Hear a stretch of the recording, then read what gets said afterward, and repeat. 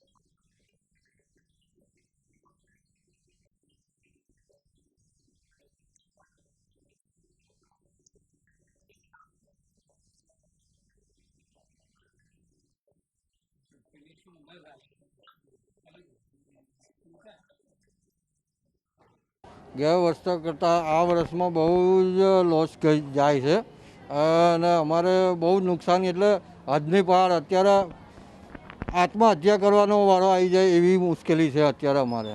Corona કાળ પહેલાં અમે જો મૂર્તિઓ બનાવતા હતા તો એમાં અમે પૈસા વ્યાજે લઈને મૂર્તિઓની તૈયારી માટે બેઠા હતા. એમાં કોરોના કાળ ચાલુ થઈ ગયો, એમાં જે પૈસા વ્યાજે લીધા હતા એ કોરોનામાં વપરાઈ ગયા છે. હવે જે ઇકો ફ્રેન્ડલી મૂર્તિ સંસ્થા છે એ દર વખતે અમને કહે કે તમે પીઓપીનું બંધ કરી અને માટીમાં વળ. તો પહેલાં 6 વર્ષ પહેલાં અમને આ પીઓપીનું બંધ કરાવવામાં એમાં બહુ નુકસાન ગયું છે.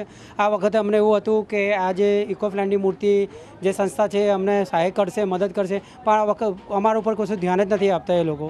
હું જે 14 વર્ષની ઉંમર હતી ત્યારેથી હું આ મૂર્તિનું કામ કરું છું. 14 વર્ષથી અમારું ઘર નભાવ આનથી ચાલે છે ને આનાથી જ અમારું બધું નભાવ ચાલી રહ્યો છે.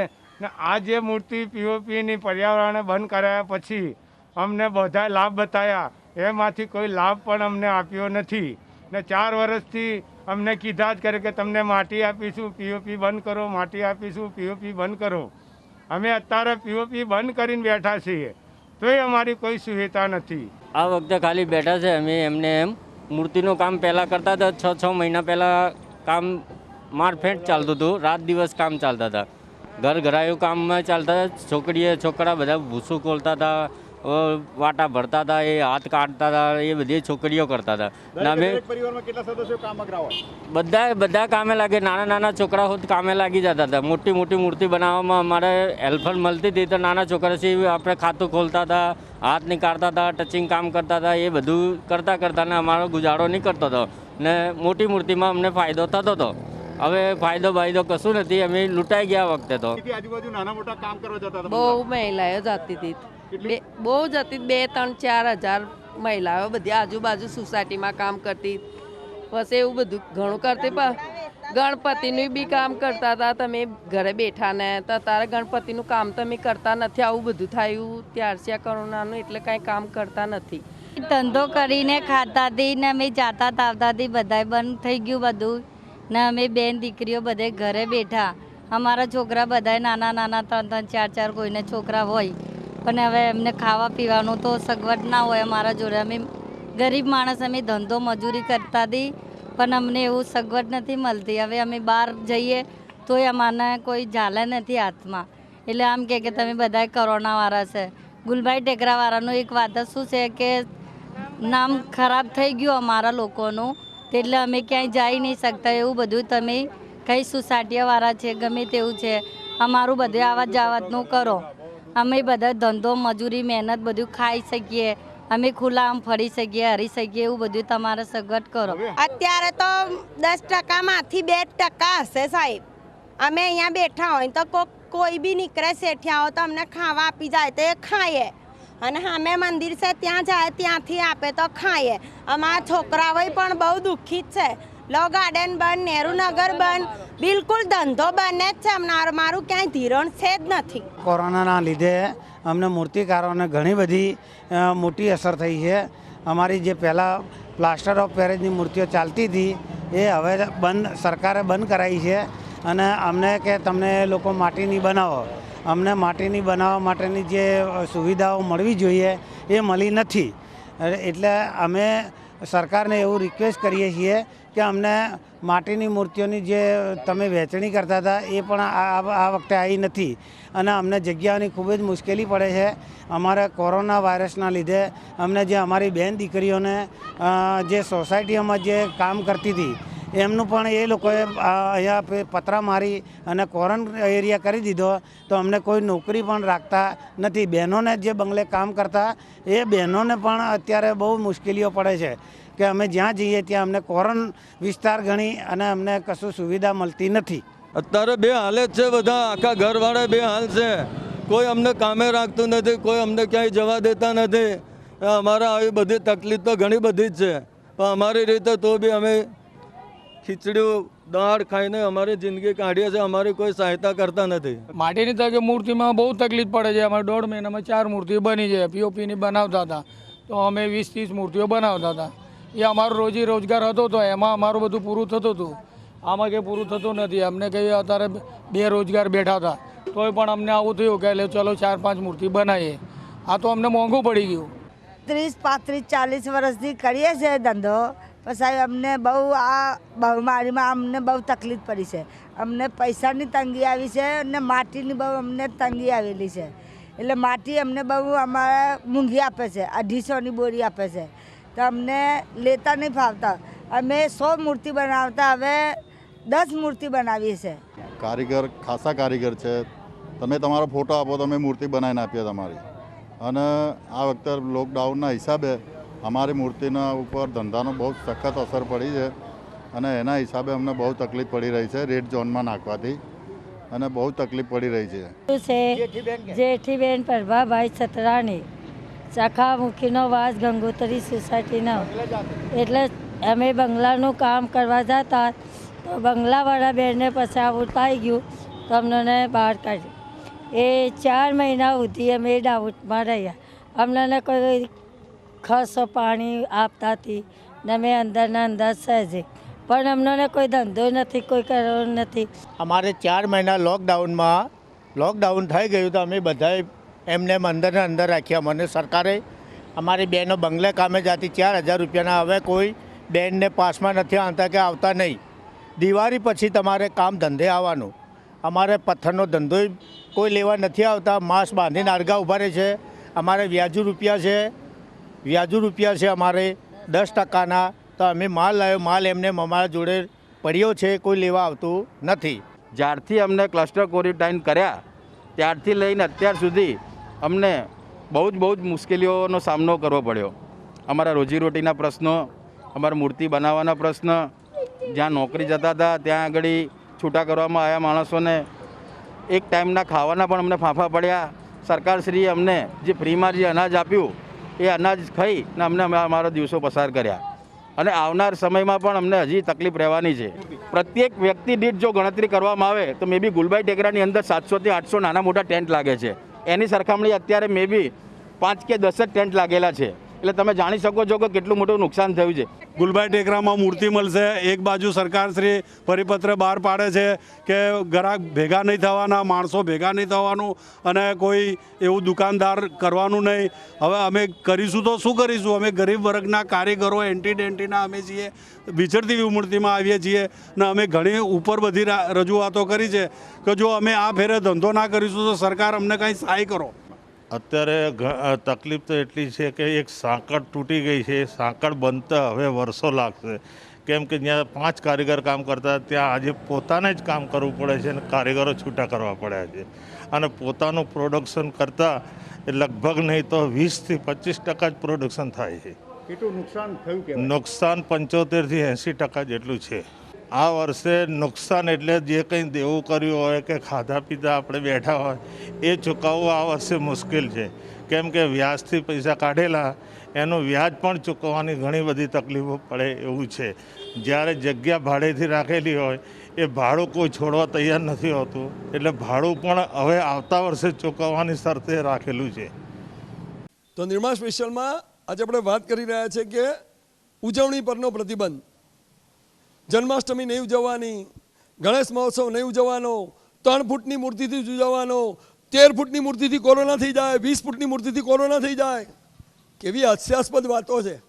દ્વારકાધીશના મંદિરમાં કોઈએ નહીં જવાનું, દ્વારકાનું મંદિર બંધ, ત્યાં સોશિયલ ડિસ્ટન્સિંગનું પાલન ના કરાવત, ત્યાં તમારી પેલી લોકડાઉનમાં દંડા મારનારી ફોજ ખડકી ના દેવાત. કેમ ના કર્યું? તમે ગણપતિમાં નથી પોલીસ મૂકી શકતા, કુંડા નથી દોરી શકતા? શેના માટે? મૂર્તિની સાઇઝથી કોરોના જાય મને ખબર નથી પડતી. નાની મૂર્તિમાં કોરોના ના થાય, મોટીમાં થઈ જાય. કયા પ્રકારના લોજિક લગાડ્યા છે ખબર નહીં. અને પ્રસિદ્ધ મોલ ખુલ્લા મૂક્યા, કારણ કે એ મોલમાંથી તમને લોકો મરે એમાં રસ હતો તો પછી આ બધા મોલ ખરીદી બધું છૂટું એટલા માટે કર્યું કે સરકારની આવક તળિયે બેસી ગઈ હતી. પૈસા જોઈતા ત્યારે બધું ખુલ્લું કરી નાખ્યું. તમારી જાનના જોખમે ફરો પણ સરકારને ટેક્સની આવક આપો, વેરા આપો, ઇન્કમ ટેક્સ ભરો, બધું ભરો, જીએસટી ભરો એટલે ખુલ્લું. પણ આસ્થાની વાત આવે તો પ્રતિબંધ છે. કેમ? દર વર્ષે કલાત્મક ગણપતિની મૂર્તિ, ગયા વર્ષે તમે પ્લાસ્ટર ઓફ પેરિસ પર પ્રતિબંધ મૂક્યો, માટીનું કીધું, કલાકારોએ કીધું માટીની. હજારો કારીગરો માટીની મૂર્તિઓ બનાવવા માટે શહેરમાં ઉતરી જતા હતા, આખા વર્ષનું કમાઈને જતા હતા. કેમ એમને ભૂખે મારતા કરવાનો ધંધો કર્યો? કેમ? आओ एमनी वेदना सांभो। नुकसान तो हुआ ना, बहुत नुकसान हुआ। सब कुछ मिलता नहीं, मिट्टी विट्टी बाज बल्ली मिलता नहीं, इसलिए दिक्कत हो गया काम के लिए। तो कितना लेट होगा अभी? लेट तो हो गया, ज़्यादा लेट हो गया। तो और ये महीने में, अगले हर साल ये महीने में कितनी मूर्तियाँ होती है और इतनी ये महीने में इतने साल 100 मूर्ति हो जाता है। इस साल तो कम है, इस साल 50 मूर्ति खड़ा हो गया, अभी तक अद्धेक हो गया। तो आमदनी में कितना फर्क पड़ेगा? आमदनी अभी तो कोई कस्टमर है ही नहीं, कस्टमर कम है इस साल, इसीलिए प्रॉब्लम है। जो हर साल की कंपेयर में कस्टमर कितने कम, जो अगस्त में ऑलरेडी बुक हो चुके हैं? हाँ, इतने सारी 80-90 मूर्ति तो इस समय बुक हो जाता है। इस साल तो नहीं हुआ, अभी तक 15-20 मूर्ति हुआ बुक, इसीलिए प्रॉब्लम पे है हम लोग। कोरोना से बड़े से हम लोग को 100 मूर्ति जहाँ पे बांधता था, जहाँ पे आधा से कम हो गया, 100% से कम 50% नुकसान तो हो गया। फिर मूर्ति भी बड़ा से छोटा हो गया, बड़ा बड़ा सार्वजनिक ऑर्डर नहीं दे रहा।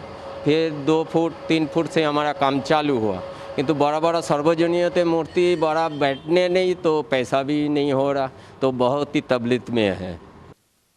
જે લોકો વર્ષ દર વર્ષે મારી પોળ હોય, મારા ઘરે ભાણું ના બંધાયું હોય, બાળક ના હોય, મારા ફાધરને કેન્સર હોય, મારી માને લકવા હોય, કેવી કેવી સ્થિતિમાં લોકો જીવતા હોય, એ લોકો એક જ આશાએ બેસતા હતા કે આપણા પંડાલમાં, આપણા મહેલ્લામાં, આપણી શેરીમાં ગણપતિ આવે ને તો માનતા માનીશું, નવરાત્રિમાં માની પધરામણી કરીશું, ચૈત્ર મહિનામાં પધરામણી કરીશું, નવરાત્રિમાં ભાદરવી પૂનમે ચાલતા અંબાજી જઈશું અને માને કહીશું કે માં તું દુઃખ દૂર કર. અને એ માં દુઃખ દૂર કરતી હતી, એ ગણપતિની આસ્થા એની દુઃખ દૂર કરતી હતી. એ બીજા વર્ષે પંડાલમાં લાડવાનો થાળ લઈને ઊભો રહેતો હતો. એ શેરીના આયોજનો પણ બંધ કરી દેવામાં આવ્યા. કેમ? ખડકોને પેલી દંડા મારનારી સેના કુંડાળા કરીને કરવા દો આયોજન, શું વાંધો છે? તમારા આયોજન ભવ્ય, લોકોના આયોજન ભાજી મૂળો. તમારા આયોજન આખું વિશ્વ જોવે, કારણ કે ઇતિહાસ બનાવવાનો છે. આયોજન ભાજી મૂળો. જો શેરીના આયોજકોનો પણ કકળાટ સાંભળો. બધાના હિતમાં, સર્વ સમાજના હિતમાં સારો નિર્ણય લઈ આગળની કાર્યવાહી જે કંઈ પણ ડિસિઝન લેવાશે એ અમને મંજૂર છે અને સહર્ષ અમે સ્વીકારીશું. પરંતુ ધ્યાનમાં લેવા જેવી બાબત એ છે કે આ વર્ષે ખરેખર પરિસ્થિતિને આ કોરોના વાયરસના મહામારીના જોતા ખરેખર સમાજને એ મેસેજ લેવાની જરૂર છે કે આપણો ધાર્મિક પ્રસંગ છે, ભલે આપણે વર્ષોથી ઉજવતા આવ્યા છીએ, પણ આપણે સાવધાની રાખીને ખરેખર અત્યારે આ વાયરસ સંક્રમણ આગળ ના ફેલાય એવી સાવધાની રાખીએ, બધા ભેગા થઈએ, એક્યની ભાવના કેળવીએ, એની ના નહીં, પરંતુ સમયને જોતા અત્યારે શું ગાઈડલાઇન સરકાર આપણને આપે છે તે પ્રમાણે આપણે ચાલીશું, તો એમાં જ આપણું હિત રહેલું છે. અને આ વખતે અમારું જે ગણપતિનું જે આયોજન છે એ મોકૂફ રાખેલ છે, એ કોરોનાની મહામારીના હિસાબે. એટલે અમારે એક એવું છે કે ભાઈ ચલો સરકારનું આ પગલું એક સારું છે તો આપણે એને માન આપવું જોઈએ. અમે અહીંયા 13 થી 14 વર્ષથી ગણપતિનું આયોજન કરીએ છીએ, પણ આ વર્ષે સરકારની ગાઈડલાઇન્સ પ્રમાણે તે ગાઈડલાઇન્સ આવી છે કે આપણે ગણપતિ કરી શકવાના છે નહીં, તો ધાર્મિક પ્રસંગ વખતે થવાનો છે નહીં અને ખૂબ જ દુઃખ થાય છે. પણ સરકારની ગાઈડલાઇન્સ પ્રમાણે કે જે કોરોના મહામારી જે ફેલાય છે તેના લીધે આ વખતે અમે મંતવ્ય બંધ રાખ્યું છે કે આ વખતે ગણપતિ બેસાડીશું નહીં. કેટલાક લોકોની તો એવી ટ્રેજેડી થઈ છે કે ના પૂછો વાત. એક આખું મોટું ઝુંડ છે જે લોકો 1 વર્ષનું પેટનો રોટલો એક સિઝનમાં લેતા હતા. પંડાલવાળા, ડેકોરેટર 50 માણસના લગ્ન કરી નાખ્યા, 12 ફૂટ બાય 12 ફૂટના માંડવામાં પતાવી દો. એ જ હાલત કરી સિંગર, મ્યુઝિશિયન કે જે લોકો નવરાત્રિના 9 દિવસ ગરબા કરીને 1 વર્ષનું કમાતા હતા. એમની પાસે સંગીતના સાધનો હતા, લોકોના જીવનમાં ભજનની સુરાવલીઓ વહેતી કરતા હતા, એને ભગવાનમાં શ્રદ્ધા પેદા કરતા હતા, મા જગજનનીને ગબ્બર ગોખેથી ઉતારતા હતા. એ લોકોને પણ બંધ કરી દીધા. એમને પણ કહ્યું કે કોઈ આયોજન નહીં, અમે આયોજન કરીશું, તમારે આયોજન નહીં કરવાના, અમે કરીએ એને માણવાના ટીવીમાંથી, પણ તમારે આયોજન નહીં કરવાના. તો એ ઓર્કેસ્ટ્રાવાળાઓને પણ કેટલી તકલીફ ઊભી થઈ છે આ प्रतिबंधी एमनी पण बात सांभळो. बहुत हालत ख़राब है. गणपति के प्रोग्राम मुझे कम से कम 10 मिलते थे, वो कैंसिल हो गए। नवरात्रि के 9 दिन करता था मैं, वो भी कैंसिल हुआ। ऑर्केस्ट्रा के प्रोग्राम भी कैंसिल हुए। और ऐसा गवर्नमेंट ने नक्की करा कि जो उम्र लायक है घर के बाहर नहीं निकलना, घर में पूर के रखे हैं। बहुत तकलीफ पड़ रही। गवर्नमेंट हमारे पे ध्यान नहीं दे रही, आर्टिस्टों पे। કોરોનાની મહામારીમાં આપણે બધા છે ને તો બેરોજગારી થઈ ગયા છે અને એના માટે અમને કોઈ પણ સહાયતા મળી નથી અત્યાર સુધી અને અત્યારે આ બધા એક પાછળ એક તહેવારો આવે છે, તહેવારોમાં પણ બધા બ્લોક થઈ ગયા છે, તો હવે અમારે શું કરવાનું? અમારે ગણપતિ, નવરાત્રિ, રક્ષાબંધન, આ જન્માષ્ટમી જે છે એના મારે ઉમંગ હતું કે અમે લોકો પ્રોગ્રામ કરતા હતા અને અમને 2 પૈસા પણ મળતા હતા. બાકી હવે તો આવી સિઝન આવી ગઈ છે કે બહાર કોરોના ચાલે છે, નોકરી ધંધાવાળાની તકલીફ છે, અમારે ક્લાસના વિદ્યાર્થીઓને તકલીફ, જે આના પર નિર્ભર હતા એ અત્યારે બેસહારા થઈ ગયા છે. અત્યારે સમજો કે અત્યારે જે આપણે તહેવારો આવે છે, નવરાત્રિ છે અને ગણપતિ છે, એવા ઘણા બધા નાના નાના પ્રોગ્રામો થતા હતા. હવે લગભગ તો બંધ થવાના છે. છેલ્લા મહામારીના હિસાબે હવે લગભગ તો 4-5 મહિના આપણે એ રીતે ભોગવવું પડશે. એના કારણે આપણે બધા અત્યારે કોઈ કામ છે નહીં કોઈની જોડે. પણ છેલ્લા 4-5 મહિનાથી જે આ કોરોના મહામારીના કારણે અમુક પ્રોગ્રામો બધા રદ થયા છે, એના કારણે ઘણા આર્ટિસ્ટો બેકાર થઈ ગયા છે. લોકોના વ્યાજે લાવીને પૈસા ચૂકવે છે અને આ મહામારીથી આ ઉગારવા માટે સરકારશ્રીએ પણ કંઈ આમાં વ્યવસ્થા કરવી જોઈએ એવો મારો અભિપ્રાય છે.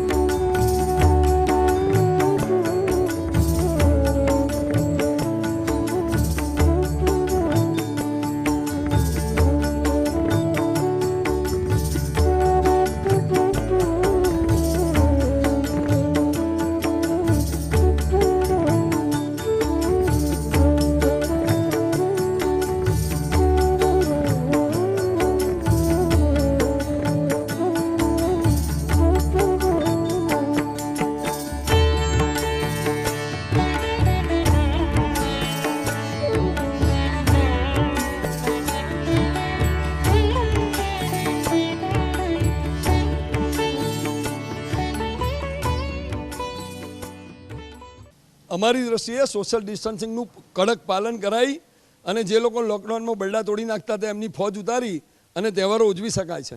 કુંડાળા દોરીને તહેવારો ઉજવી શકાય છે, મર્યાદાઓ રાખીને ઉજવી શકાય છે, પણ લોકોની રોજગારી ના છીનવી લેવાય. જો તમને મોલ ખુલ્લા મૂકવા હોય, શાક માર્કેટ ખુલ્લા મૂકવા હોય, કારણ કે રોજ આવક જોઈએ છે, જીએસટી જોઈએ, ઇન્કમટેક્સ જોઈએ છે, સરકારની તિજોરીનું તળિયું નીચે નથી જવા દેવું. ત્યાં છૂટ છે તો ધાર્મિક આયોજનમાં પણ થોડીક છૂટછાટ આપી શકાય એવું અમારું પર્સનલ માનવું છે અને આ પ્રકારે કરી શકાય. મને એક વસ્તુ હજુ નથી સમજાતી, તમે બી મંભળાવજો. અંતમાં કહી દઉં છું કે 3 ફૂટની મૂર્તિ અને 13 ફૂટની મૂર્તિમાં શું ફેર? 3 ફૂટની મૂર્તિ સાથે આયોજન કરી શકાય છે, એમાં કોરોના નહીં ફેલાય. 13 ફૂટની હોય તો ફેલાય. કેમ આવું? વિચારી જોજો. ફરી મળશું નિર્માણ સ્પેશિયલમાં આવતા સપ્તાહે. ત્યાં સુધી મને પંકજ સાધુને રજા આપશો. આવજો.